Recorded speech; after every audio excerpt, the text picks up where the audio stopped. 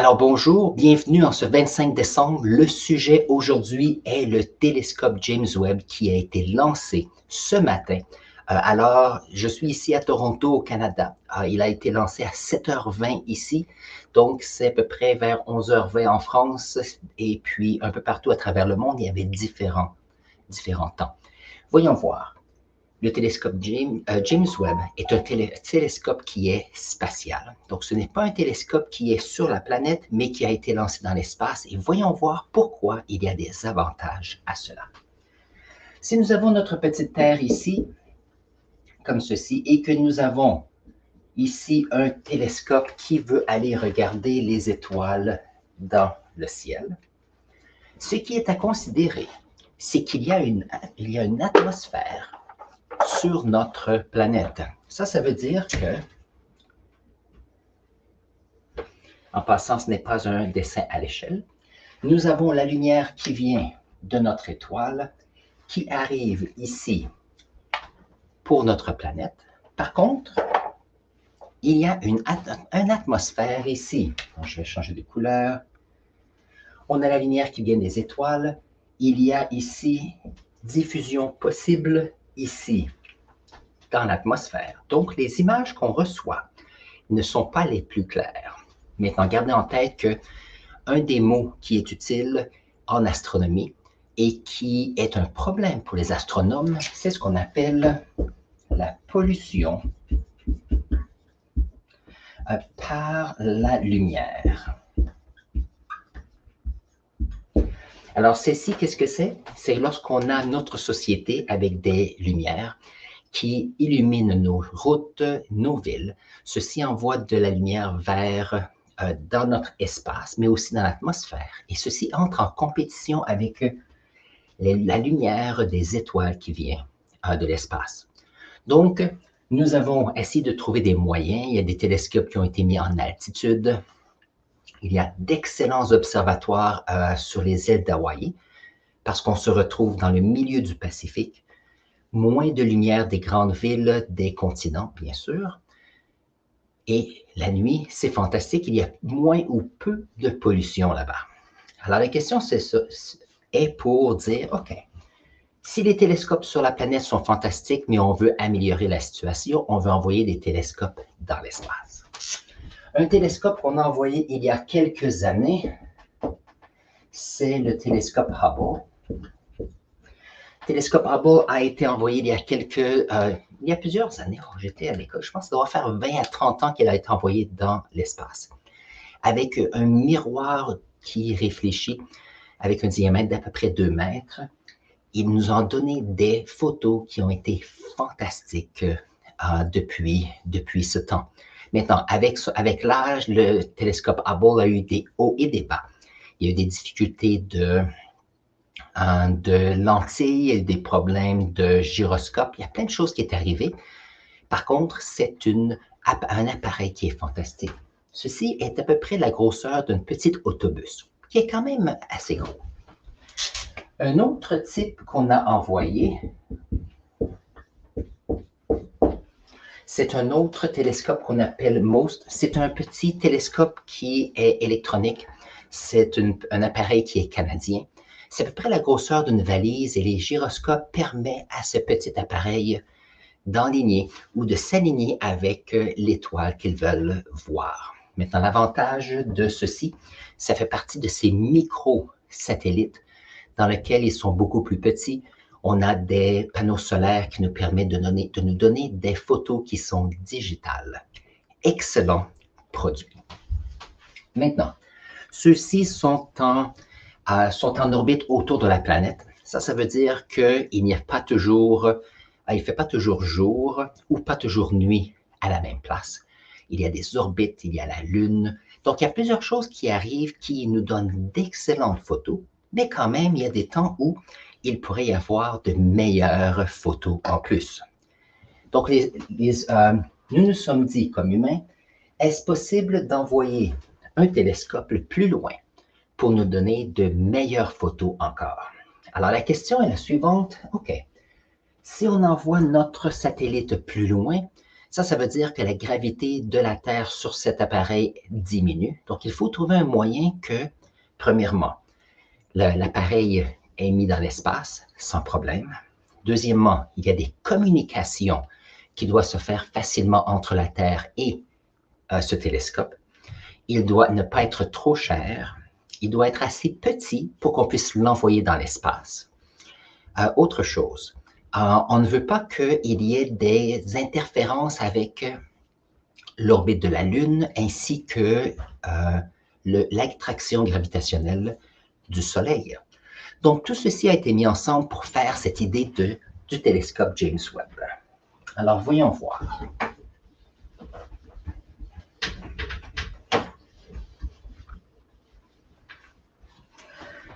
Alors, le projet ressemble à ceci. On a un Soleil qui est comme ceci. Ça, c'est notre Soleil, qui est notre étoile. Il y a notre petite planète Terre ici. Et bien sûr, il y a la Lune, comme ceci. Donc, qu'est-ce qu'on a décidé de faire? On a décidé de mettre ce satellite, James Webb, ici.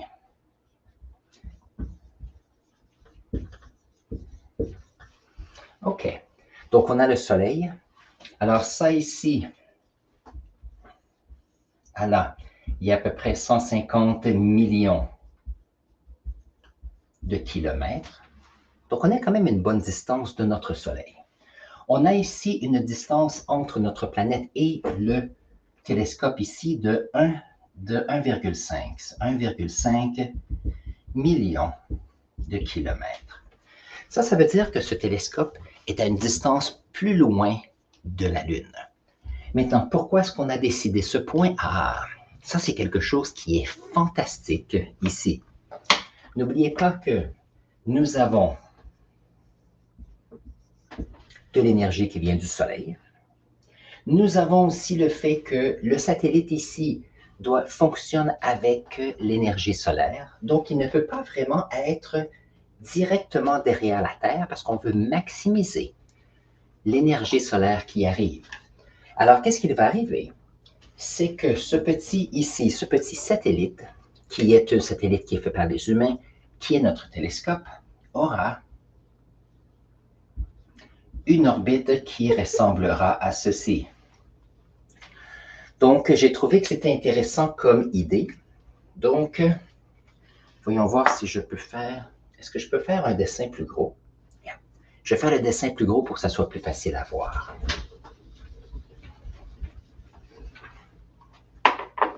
Donc, nous avons ici notre Soleil, comme ceci. Nous avons la Terre, comme ceci. Nous avons donc, on a mentionné 150 millions de kilomètres ici, 1,5 million de kilomètres. Donc, c'est quand même 1,5 million kilomètres, c'est à peu près. Oups, je dois faire ici. Mais maintenant, on est à une distance. Et bien sûr, puisque l'on veut que ces rayons du Soleil se rendent à notre... Alors, ici, comme cela. Si on veut que les rayons du Soleil se rendent à notre télescope, qu'est-ce qu'on a fait? Qu'est-ce qu'on va faire? C'est que notre satellite ici aura c'est pas une orbite, c'est un endroit où, n'oubliez pas que nous avons l'attraction de la Terre par sa gravité. Et bien sûr, puisque notre Terre tourne autour du Soleil, il y a une certaine force qui veut envoyer notre télescope beaucoup plus loin, qui est moins affecté par le Soleil. Donc, il y a un point ici, il y a un plan qui est utilisé. Donc ici, c'est un plan ici. Pour ceux qui suivent l'astronomie, on appelle ça le point L1. C'est un point Lagrange. Donc, c'est en hommage à un mathématicien. Je pense qu'il était français, mais il était avec une autre nationalité. Je pense qu'il était italiano-français. Voyons voir. Au point qui est ici, c'est un point où la gravité de la planète Terre et du Soleil est presque à zéro. Ça veut dire qu'il y a peu d'influence avec la gravité. Donc ici, ça va permettre d'avoir une distance qui va rester assez stable. Celui-ci va tourner comme cela, de façon à ce qu'il y ait toujours une direction directe avec l'énergie du Soleil, afin de s'assurer que ce satellite, bien sûr, ait toujours de l'énergie. Donc, ça, c'est l'information que j'ai jusqu'à maintenant et je vais ajouter certains points dans un instant. N'oubliez pas, si vous avez des questions durant ce stream, n'oubliez pas de mettre vos questions dans le chat ici. Je fais ces streams pour vous parce que j'aime partager avec vous les choses que j'apprends et des choses qui m'intéressent, qui se rapportent aux sciences, que ce soit l'astronomie, chimie, physique, surtout du fait que c'est toujours intéressant d'expliquer les points de vue scientifiques pour vous aider. Donc, n'hésitez pas de mettre des questions dans le chat ici si vous êtes ici en direct. Sinon, mettez dans la section commentaires ici en bas les questions que vous avez et j'utilise celles-ci pour les streams suivants. Et n'oubliez pas, si vous n'avez pas, vous ne vous êtes pas abonné à cette chaîne, n'hésitez pas à le faire à toutes les semaines. Le samedi matin, je fais ces streams. Alors, voyons voir. C'est bon, c'est bon. Alors, ces points Lagrange, c'est la première fois que j'entendais parler de ces points. C'est intéressant. Donc, on en va envoyer notre télescope James Webb à 1 500 000 km à peu près. Celui-ci aura une rotation comme ceci, toujours attiré par la planète Terre. Et ce qui est intéressant, c'est qu'il y a, si on regarde ici, voyons voir. Si on regarde ici la photo, on peut voir qu'il y aura une orientation de notre télescope. J'avais oublié le mot, c'est pas drôle. Donc, comment sera organisé le télescope? Le télescope aura ici si on regarde ici sur la photo, est-ce qu'on peut voir la souris? Voilà. On peut voir qu'il y a une couverture ici, on appelle ça un pare-soleil, qui va cacher le soleil du télescope. Comme ça, lorsque on va avoir l'énergie du soleil qui arrive ici, il n'y aura pas de soleil qui va arriver. Et nous avons ici notre télescope qui est à l'opposé ici du soleil. Ceci va permettre d'avoir une obscurité permanente pour pouvoir s'assurer que l'on puisse étudier les étoiles que l'on peut voir, bien sûr. Donc, voyons voir si je peux voir une autre photo. Voilà. Donc, cette photo, on peut voir, c'est le télescope ici, James Webb, qui a été tout plié pour être capable d'entrer dans la fusée Ariane. N'oubliez pas qu'on a un satellite qui est fait sur la planète, il faut l'envoyer dans l'atmosphère. Initialement, il y a plusieurs années, on voulait l'envoyer dans l'espace, mais la date qui a été mentionnée, c'était le 18 décembre. Et c'est un moment où, lorsqu'on a fait les derniers tests, on avait remarqué qu'il y avait quelque chose qui bougeait. On a retardé le lancement. Et n'oubliez pas que ce matin, à 7h20, lorsqu'on a lancé ce télescope, on avait seulement une fenêtre d'à peu près 30 minutes à 32 minutes pour envoyer la fusée. Si on ne pouvait pas le faire dans ces temps, à ce moment-là, il aurait fallu attendre encore. N'oubliez pas qu'autour de notre planète, il y a plusieurs satellites, il y a plusieurs appareils autour de notre planète. Ça veut dire qu'on ne veut pas avoir de collision lorsqu'on envoie des fusées dans l'espace. Donc ici, on peut voir qu'on a le miroir ici. Alors ici, c'est replié vers l'arrière. On a le détecteur qui est en haut ici. Donc l'idée, c'est et je pense que j'ai une photo, voilà. Donc, la fusée qui a envoyé notre télescope James Webb, c'est une fusée Ariane 5. Et on peut voir alors voici la fusée, avec ici, on appelle ça des boosters pour commencer à faire partir la fusée à cause que la gravité est toujours plus grande près du sol. Ici, on peut voir que le télescope est en haut ici. Donc, on peut voir que c'est un espace qui est très restreint. Donc, il faut plier ce télescope de façon à ce qu'il puisse avoir tous les morceaux, l'envoyer dans l'espace et celui-ci va se déplier. Et dans un instant, je vais vous montrer un petit vidéo qui va vous montrer ça. C'est fantastique. Donc, lorsqu'ils ont envoyé la fusée Ariane, on peut voir que on a commencé avec cette fusée ici. Après 10-12 minutes, les fusées qui sont ici de côté, qui ont propulsé la fusée rapidement au début, se sont distancées, ainsi que la coupole ici. Donc, ça m'a surpris parce que je me suis dit qu'on voulait garder le télescope protégé. Par contre, cette partie qui est au-dessus de la fusée pèse à peu près 2 tonnes. Donc, l'idée, c'est que lorsque la fusée est assez haut, lorsque la densité de l'atmosphère a diminué, qu'est-ce qui arrive? C'est qu'à ce moment-là, il y a moins de friction, très peu de friction suite aux particules de l'atmosphère.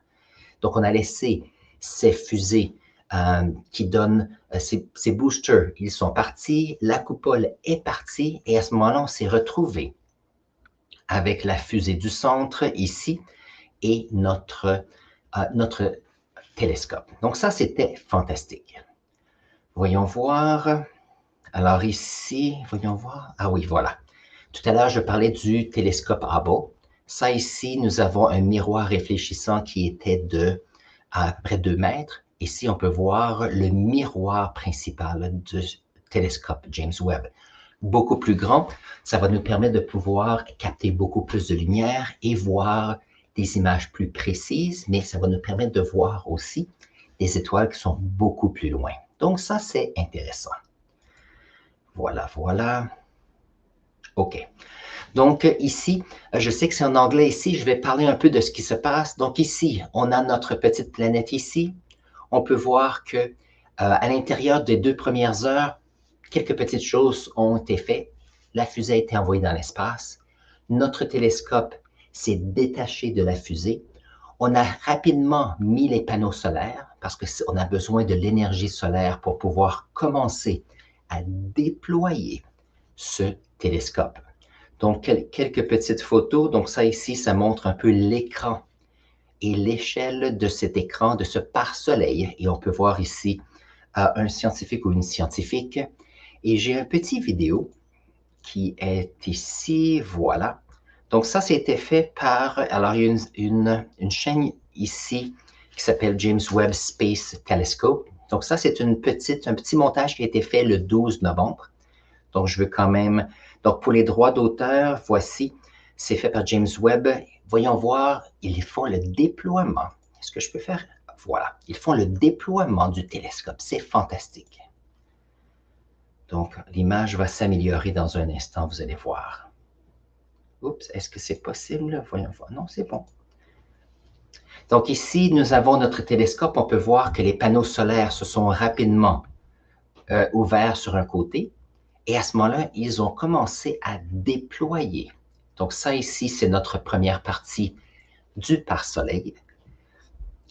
Donc, c'est intéressant parce qu'il faut bien sûr le déplier ici. Donc ça va se faire donc très lentement. Mais puisqu'il n'y a pas de gravité dans le vide, on a besoin de peu de force.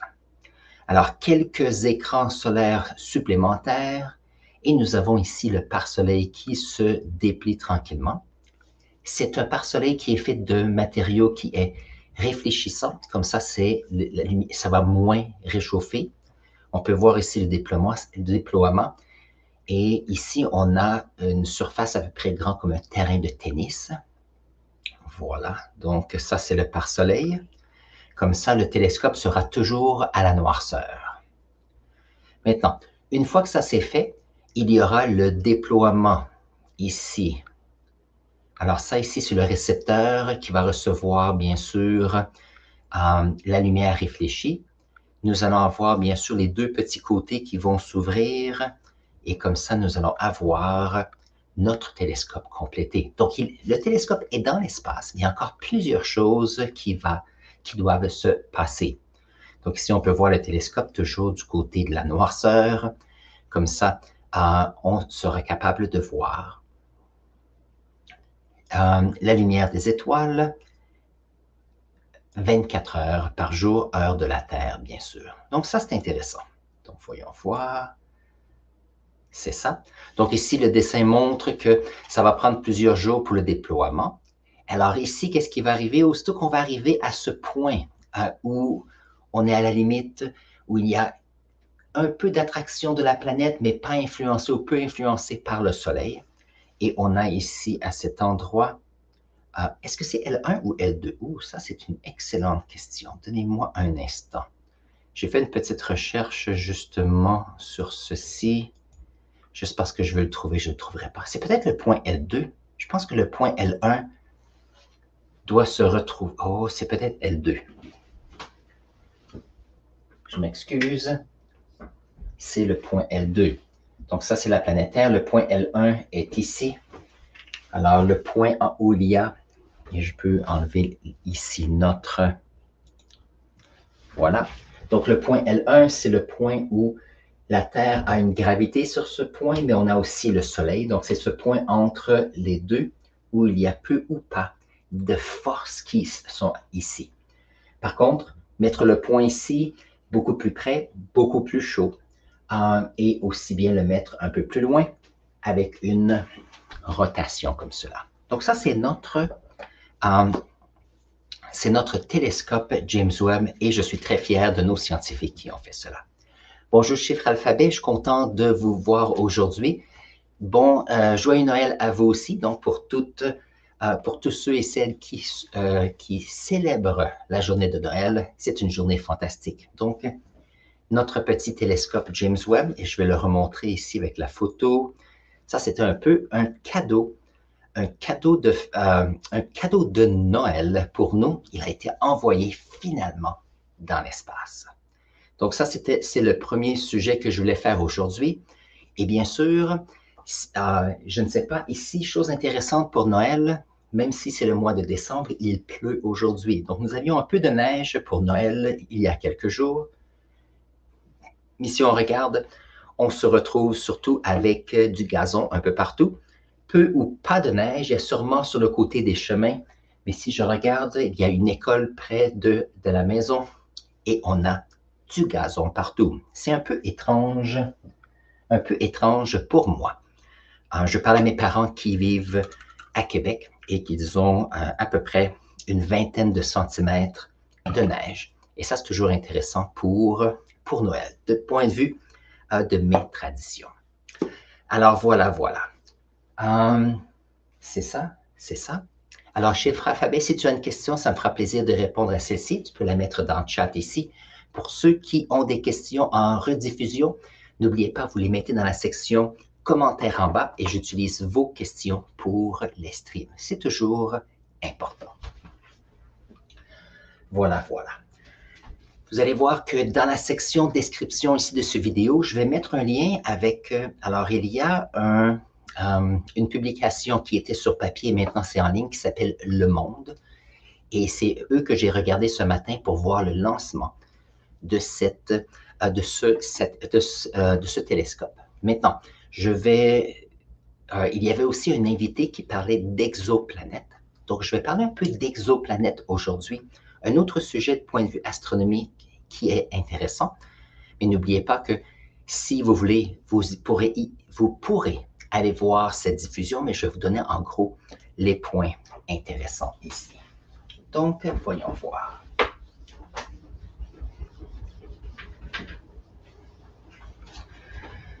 Alors, lorsque l'on parle d'astronomie, l'idée de voir les étoiles, c'est fantastique, on voit les étoiles dans le ciel durant la nuit. Mais il y a des astronomes qui se disent, OK, est-ce qu'il y a des planètes qui peuvent orbiter ces étoiles? Donc ça, c'est une question intéressante. Deuxième question, s'il y a des planètes qui existent, un peu comme notre système solaire, est-ce que c'est possible qu'il y ait une planète qui peut supporter la vie, un peu comme nous avons ici? Donc, n'oubliez pas que si on a notre Soleil ici, comme cela, nous avons quelques petites planètes qui orbitent, comme ceci. Nous avons notre planète Terre, j'aime bien le faire en bleu, comme ceci. Donc, nous pouvons voir facilement les étoiles qui sont on peut facilement voir notre Soleil. Et avec nos télescopes, on sait qu'il y a des planètes autour. Donc, on a déjà une bonne idée de la physique de notre système solaire. Donc, on utilise cela pour découvrir les systèmes solaires au-delà. Donc, voyons voir.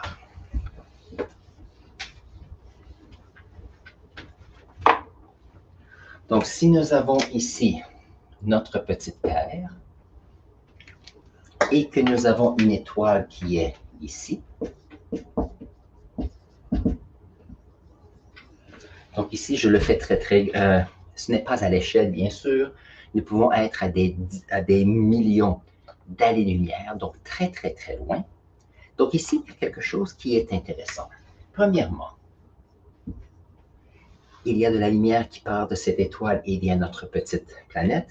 Et nous allons, bien sûr, voir la lumière avec les télescopes. Et on espère, bien sûr, dans à peu près 23 à 26 jours, on espère commencer à avoir une première photo, pas la plus précise, mais une première photo de notre télescope James Webb. Maintenant, ce qui est intéressant, c'est que s'il y a une étoile, et j'ai mentionné ceci il y a quelques semaines, comment est-ce qu'on peut voir s'il y a des exoplanètes? Donc, dans le reportage que je voyais ce matin, durant la diffusion live du lancement du télescope, il y avait un scientifique du CNRS à Bordeaux qui parlait d'exoplanètes. Son nom, c'était Frank Celsis. Donc, j'utilise mes connaissances antérieures ainsi que ce qu'il a mentionné. Si nous avons ici une étoile et qu'il y a une planète, certaines choses peuvent arriver. Si on a une planète qui tourne ou des planètes qui tournent comme ceci, qu'est-ce qui arrive? C'est qu'il y a ici une planète qui est attirée par le Soleil et il y a ce Soleil qui est un peu attiré par une planète. Donc, qu'est-ce qui arrive? C'est que, dépendant, si on a des planètes qui sont assez grosses, on peut avoir une rotation orbitale où il y a deux objets qui sont attirés. Maintenant, qu'est-ce qui arrive? C'est que si les objets ici sont assez gros, on peut remarquer qu'il peut y avoir un petit débalancement de ce que le Soleil va faire. Donc, par exemple, je vais montrer, si nous avons une étoile ici et une petite planète, si la planète tourne ici et est attirée par cette étoile aussi va attirer la planète. Donc, quelquefois, il peut y avoir un petit changement. Donc, l'étoile ici n'est pas au centre, mais il y a un petit changement de débalancement du fait que lorsque la planète ici orbite autour de cette étoile n'est pas dans le centre, mais va bouger un petit peu. Donc ça peut être une idée à savoir qu'on a ici une étoile et il y a des planètes possibles autour de celle-ci. Donc ça, c'est une façon qui fonctionne bien. Et je vais parler d'une meilleure façon encore. Et l'autre façon, je l'avais mentionné dans le passé. Comme ceci. Si nous avons des planètes qui sont, par exemple, comme ceci, et qui tournent comme cela, ce qui est intéressant, c'est que la lumière qui atteint notre petite planète ici, lorsque cette planète est entre l'étoile et nous, qu'est-ce qui va arriver? C'est que il y aura pour un certain temps une baisse de luminosité. Donc ça veut dire que si je regarde, alors quelquefois la planète est ici et quelquefois la planète est ici, devant le Soleil. Ça veut dire, ou devant l'étoile. Ça veut dire que si on a une étoile comme ceci et qu'on a une planète qui passe devant, comme cela, nous avons une perte de luminosité ou une baisse de luminosité. Donc ça ici, alors ça en fonction du temps, et ça c'est la luminosité. La luminosité est constante.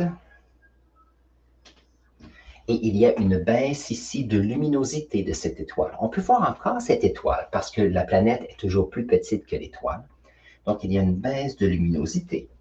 Et si on peut remarquer qu'il y a une certaine période, donc périodiquement, il y a un retour de cette baisse de luminosité, on peut dire que oui, il y a une planète à ce moment-là. Et bien sûr, on a besoin de plus de détails pour savoir, est-ce qu'il y a une atmosphère ici sur cette planète?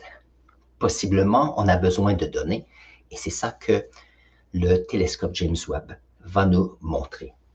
Donc ça, cette idée d'exoplanète fascine toujours les humains parce que la question dit s'il y a une planète qui existe autour d'une étoile, fantastique.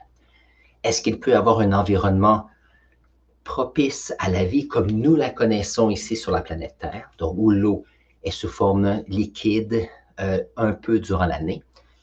Ça va nous donner quelques idées supplémentaires. Est-ce que nous allons visiter ces planètes dans un futur? Avec les technologies qu'on a maintenant, c'est impossible. Peut-être un jour, si on pense à toutes ces théories le mot anglais, c'est wormhole. Ce sont ces tunnels pour voyager dans l'espace où le temps peut être affecté. Tout cela est théorique, donc on ne sait pas. Mais c'est intéressant à penser. Alors, ça, c'est cette idée d'exoplanète ici. Donc, moi, je vais prendre une petite gorgée ici de café parce que c'est encore le matin ici. Ça va permettre aux personnes qui nous voient maintenant à savoir, est-ce que vous avez des questions pour nous aujourd'hui? Donc, voyons voir. Et en passant tous les liens des photos que j'ai mis dans la vidéo, je vais mettre les liens dans la description tout à l'heure. Voilà, voilà.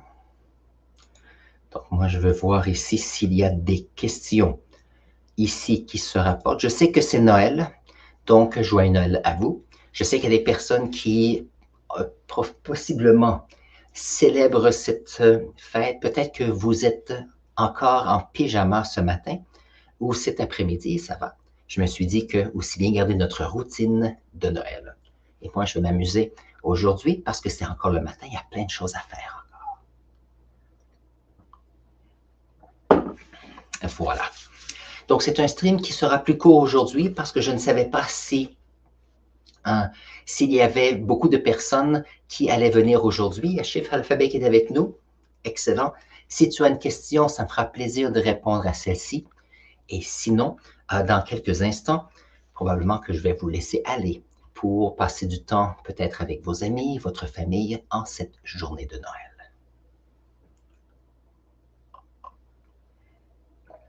Voyons voir, voyons voir. Donc, il semble qu'il n'y a pas de questions. Alors, ce que je vais faire, je vais vous souhaiter une superbe journée en ce Noël. Donc, joyeux Noël.